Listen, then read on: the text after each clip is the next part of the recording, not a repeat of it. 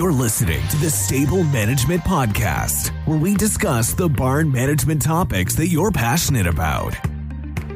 Hi, everyone. Welcome to the Stable Management Podcast. Our goal is to bring you a real-world look into the parts of horse farm management that you love or hate most, such as stall bedding, farm equipment, and pasture maintenance.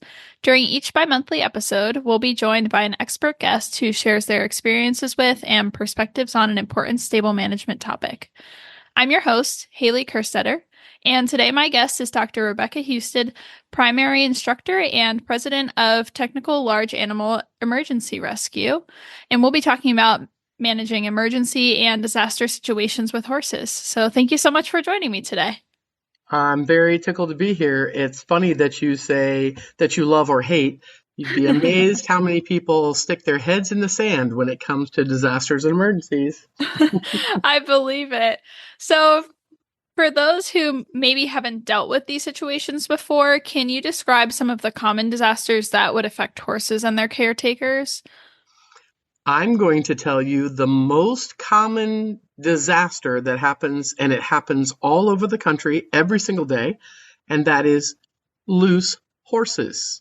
Everybody wants to talk about tornadoes. They want to talk about hurricanes. They want to talk about wildfires. And I tell them, but do you have any idea how many horses get hit on the road? How many horses get loose and fall in an obstacle or get caught in fencing every single day? That is actually the most common emergency that happens with horses.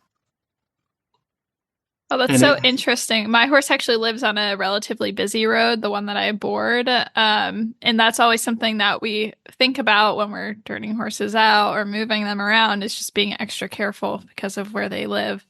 So do they have an actual disaster plan? Has anybody ever at your barn done a practice? What would we do if they actually got loose and ran down the main drive into the road? What do we actually do? Do we run around like, chickens with our head cut off?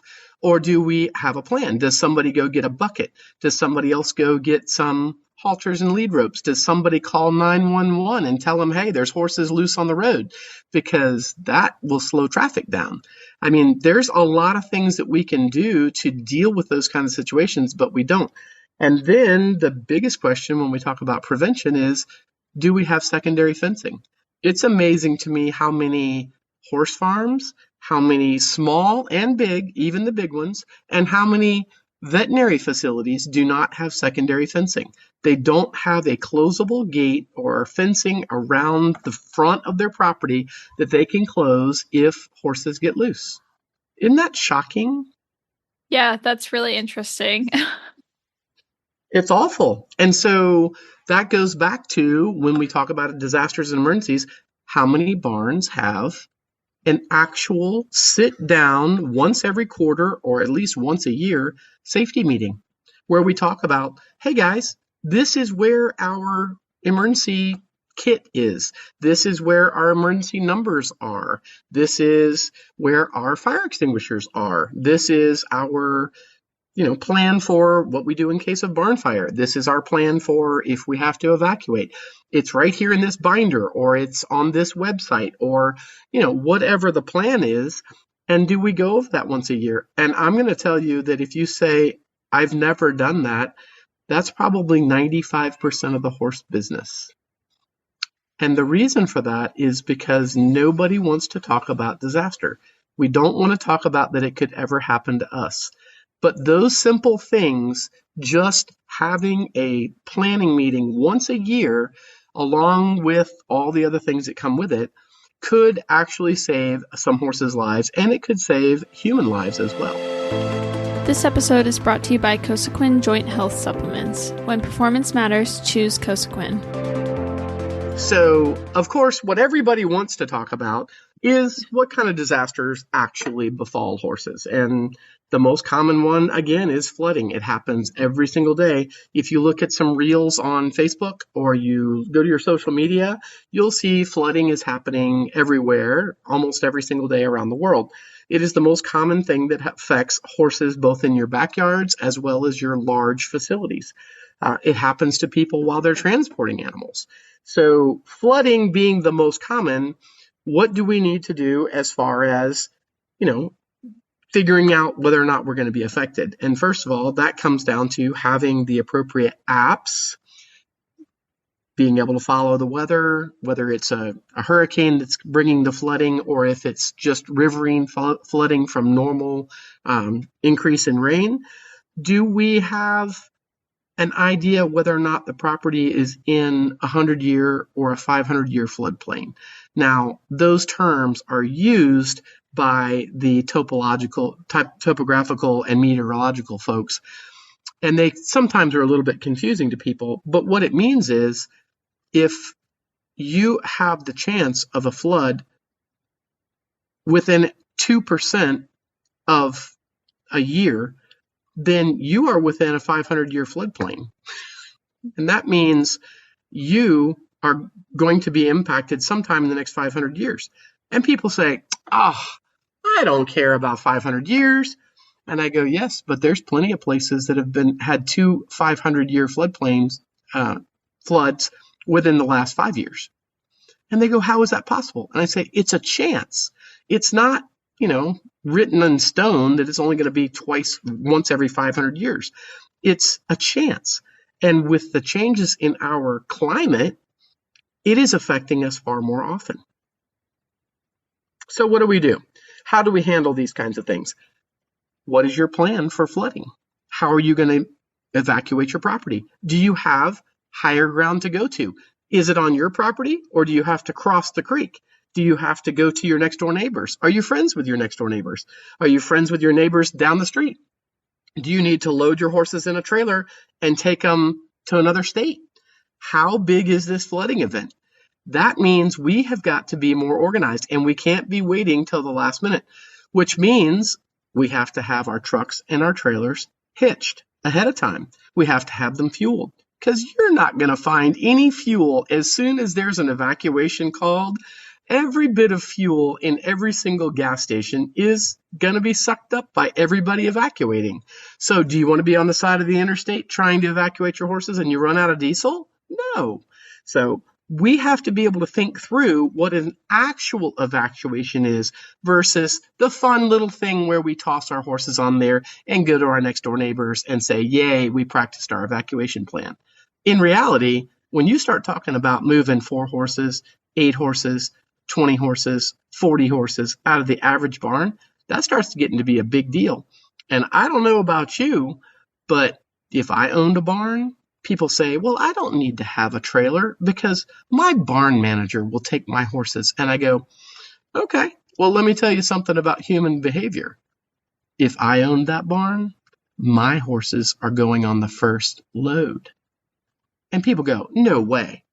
Do you have it in writing that they're going to take yours first? Let me tell you, in real disasters, guess who gets their horses out first? The owner gets their horses out, and then they'll come back for a second load. So you might want to buy a trailer. You might want to think about, am I going to be leading my horse down the road? That's the reality of disasters. And nobody likes it when I talk because they go, oh my God, Rebecca, you're so mean. And I go, I'm not being mean. Have you watched what actually happens in a flood disaster? That's what actually happens.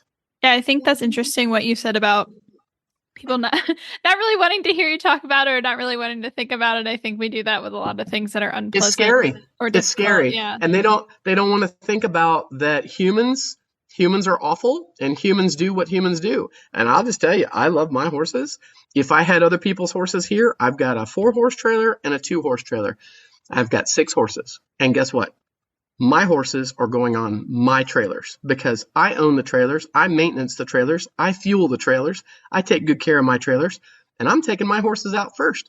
And then guess what? I'll turn around and say, hey, I'll come back and get you. That's assuming I can get to you. And that's true whether it's a wildfire, whether it's a flood. It doesn't matter. There's plenty of people that have huge hearts and they say, oh, this will be great and it'll be wonderful. But in reality, in many disaster situations, once you evacuate, you're not allowed to go back. The cops aren't going to let you go back because they don't want people going back into the disaster zone. They know that, bad things happen. and they don't want to be responsible for it. So now you've gotten those first 6 out, and you're supposedly going back for your next door neighbor's others, and now you're not allowed to go back and get them. So that's where we get a lot of problems with people going back, going around the blocks to try to get to their horses and lead them out and do those kind of things. And it really comes down to, if you don't get out early, then you may not get out. And people just can't understand that getting out early with horses is crucial, because now you're stuck behind the traffic. We see it in every, here in the Southeast, we see it with people dealing with horses in hurricanes. They wait too late, and then they're stuck out there on the interstate with their horses, and it's always August, and it's 102 degrees outside, and they run out of fuel on the side of the interstate, and now they've pulled over in the emergency lane, and they're trying to get help, and then the cops are coming along, and they're like, "Why are you here?" They're like, "Well, I ran out of fuel." Well, of course you did, because you've been sitting in traffic and it was hot. So you left your air conditioning on and you let your truck run, the things that actually happen in disasters versus what people think is going to happen is just so very different from the reality. This episode is brought to you by Cosequin Joint Health Supplements. When performance matters, choose Cosequin. Yeah, so how would you say that other disasters, such as maybe a tornado or earthquake, would compare to this plan that you've discussed for flood? Is it kind of similar, or do you need to have a plan for each individual situation? Good. That's a really good question. So what we always encourage people to do is, whether it's FEMA telling you to do so, or if it's your local emergency managers, in the effort to increase resiliency, which is the key word that everybody throws around these days, we try to encourage, whether it's a horse owner, dog owner, cattle owner, to have 2 plans. One is your evacuation plan. I'm going to load my animals up and take them somewhere else. The other one is our shelter-in-place plan. Shelter-in-place is a great plan if it's a blizzard. A shelter-in-place is a great plan if the roads are all blocked and you can't get out. Evacuation is a better plan if you're talking about a wildfire that's coming your way. You live on the coast and you're going to be affected by a hurricane. You have, some other chemical disaster, the technological disaster had happened. So choosing whether or not you're going to stay is a big part of it. But if you have an evacuation plan, it works for, hey, I need to leave because the tornado came through and destroyed, all this stuff, and I need to evacuate. Or I need to shelter in place. Whether it's shelter in place from a technological disaster or shelter in place from a blizzard, it's the same plan. If you have the basic plan, it's the same plan. It's, do I have food? Do I have water? Enough for all my animals, times 10 gallons per day, times the 7 days that I may be stuck here until I get any help. It's the same, do I have fuel to run my generators to last 7 days, and doing the calculation for how much fuel do I need, versus my evacuation plan. Where am I going to take my animals? Have I made those coordination ahead of time? Balancing those 2 things. And if we can get owners to do the resiliency part of just coming up with a plan for those 2 things, it covers just about everything, whether it's an earthquake or it's a tornado or it's flooding. We have the skills and we have the plan to be able to deal with it. Because what's really funny, Hailey, is when you look around and you watch on TV or social media or whatever, they always make it out to be the heroes, the people that are leaving at the last minute and they're leading their horses through the water or they're leading their horses through the smoke. And I go, those aren't the heroes. Those aren't the people that really have their proverbial crap together. The people that got out yesterday or 2 days ago or 3 days ago with all their animals and they're perfectly happy set up at another place, or they had their perfectly coordinated shelter-in-place plan, and they're sitting at home, they've got their generator running, they're watching the internet and taking care of their horses. Those are the real heroes. Those are the people that did the planning ahead of time. Yeah, absolutely. So I think you touched on it a bit. But what would you say that people should consider when they're trying to decide if they should evacuate versus leaving their horses at home when they expect a disaster situation? Good. Um, in the past, one of the problems that Red Cross and FEMA and those kind of folks had was they used to say, you should get out and just leave everything at home, all your pets and your horses and stuff, and give them a couple days worth of food. They'll be fine. Well, as you can imagine, that didn't go so fine, and we now know that that doesn't work. So when we talk to people, we tell them if it's bad enough that you need to leave, you need to take your animals, which means your dogs, your cats, your ferrets, your horses, your whatever you got. It all needs to go with you if it's that bad. Or it's that bad and you don't have a great plan, and so you have to prioritize what you're going to take. So you take the horse that's the most valuable to you, or you take your, quote, heart horse, end quote. Whatever it may be to you, but you have to do some prioritization before you try to evacuate those animals, and or if you're going to leave them at a barn. Now, leaving something at a barn in someone else's care is already hard enough. When I go on vacation for 2 weeks to Scotland, I just got back, I did some soul searching and found a really good person to take care of my animals.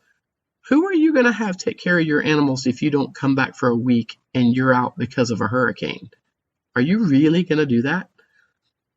People don't do that. What they do is they try to sneak back to take care of their animals. And that's when they get hurt and they get in problems and those kind of things.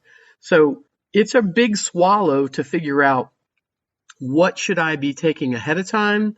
What do I, in honesty, when I come back, if everything has burned to the ground or knocked to the ground or flooded away, what was the most valuable thing to me?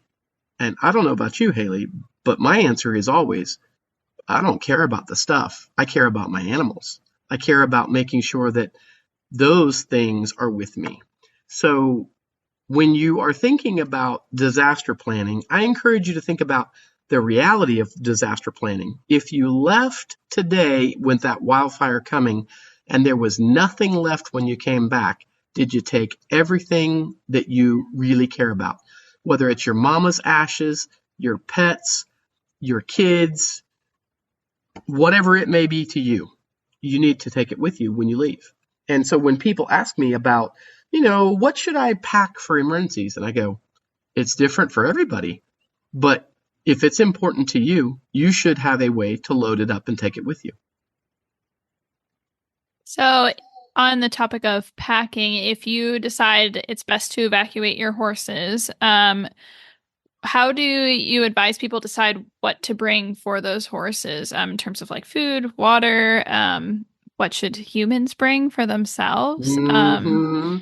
So that's a very good question. There's a million things on the internet of what should I bring and how much should I bring and those kind of things. So that sort of comes down to, are you going to go to a public shelter with your horses and your animals and your family, or are you going to a pre-coordinated somebody else's facility where you are going to be paying for boarding your animals, putting them out in the pasture? It's a friend's house and we're just going to dump my horses out in the pasture until the disaster passes, whatever that may be. It changes for everybody, but it's also going to be limited by what capacity do you have for your trucks and trailers and other transportation. The problems with public facilities is, first of all, you're dumping your horses out with everybody else's horses that probably don't have a Coggins or haven't had their vaccines or been dewormed for maybe all their life. That is one of the problems with public facilities. You're out there with the public, and your beautiful dressage horse is going to be right next to somebody else's stud hoss that ain't never had nothing. And what you feed your horse may or may not be under your control. And that comes down to asking some questions at your local shelter. If I was sheltering my horse, am I going to be feeding my horse, or are you feeding my horse? In many of the situations, They just have a standard feeding protocol, and everybody gets a X number of alfalfa, everybody gets the X number of hay. And of course, the horse people go, "What? My horse is on a special feeding diet." Well, that's not what he's going to get when he's at the shelter, baby. So thinking through that is probably a huge part of how we should be thinking about our packing. So you mentioned public shelters versus having your horse maybe stay with a friend or a private facility of someone that you know. How do people determine what's best for their horse? I mean, you talked about the safety of each and, concerns about putting your horse with other horses that you don't know at all. Do authorities advertise the public shelters online? Where would you even find out about these types of places? Absolutely. So that comes down to what everybody on this podcast should do, which is make a phone call after you get off this podcast to your local emergency manager in your county and start asking some tough questions. Where are our pet shelters? Where are our livestock shelters? Where would I take my horse if we had a wildfire or a flood and I was affected? And you may get some responses that go from the gamut from, "What are you talking about? We don't do that, sweetie," to, "Well, we have a shelter and it's at this part, but we only take dogs and cats," or "We only take, people that are less fortunate than the rest of us." Whatever, every single shelter is a little bit different in every single community.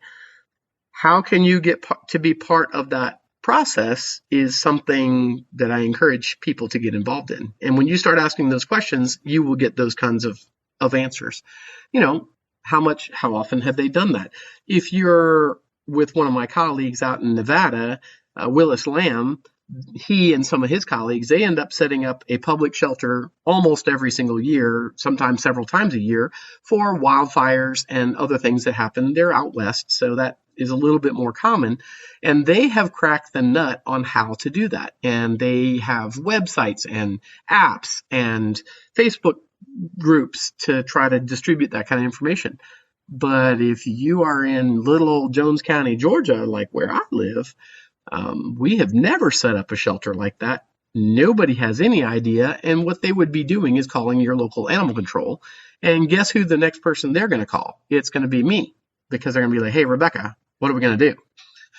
And that's the honest truth, because if you've never done it and you have no idea how to do it, you're going to start Googling and asking the people you know. So that's where I try to get people to start asking those questions before the disaster. How would that actually happen? What would it look like in your community? Some communities are better set up than others.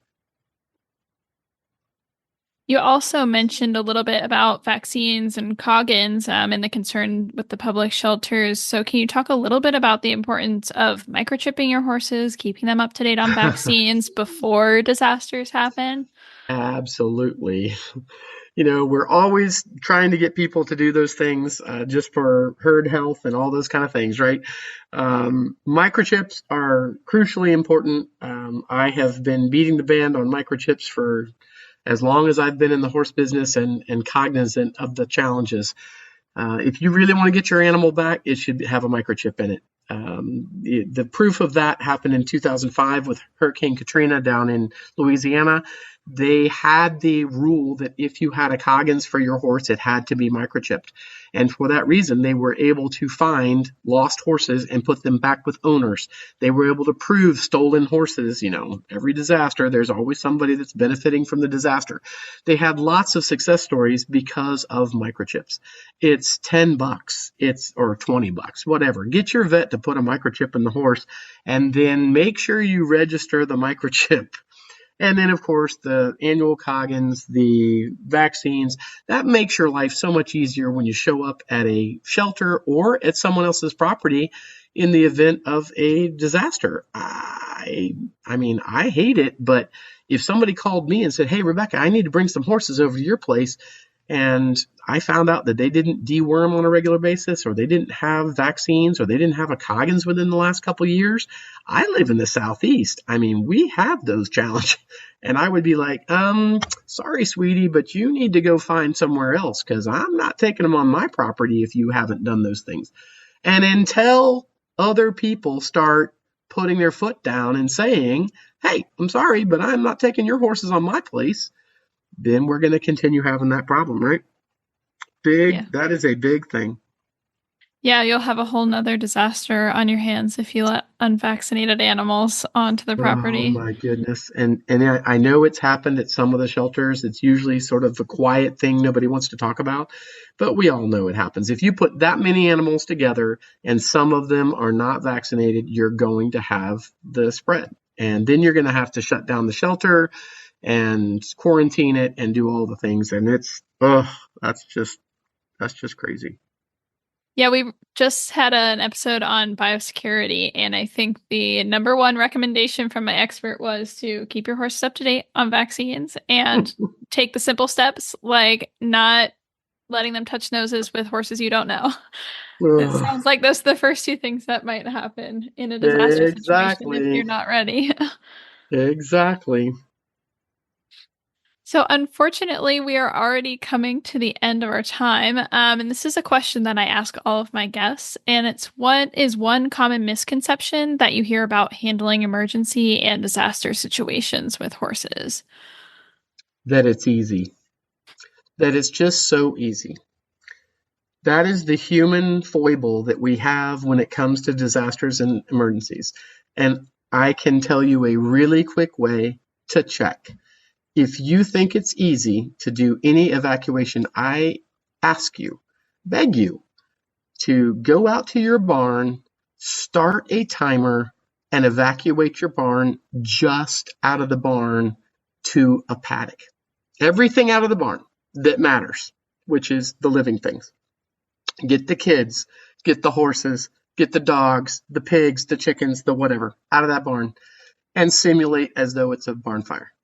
And see how long it takes you. It will take you a lot longer than you think. If you don't want to do that practice, then practice, how long does it take you to hitch your trailer? How long does it actually take you to load every single horse and take them off the property, drop them somewhere, and come back? It is a sobering thing to actually do it. It is not easy. It takes a lot of time to make those things happen. And I encourage people to do it. You can always reach out to me if you have questions, comments. People send me pictures of their barns and their facilities almost every single day. I get something on social media.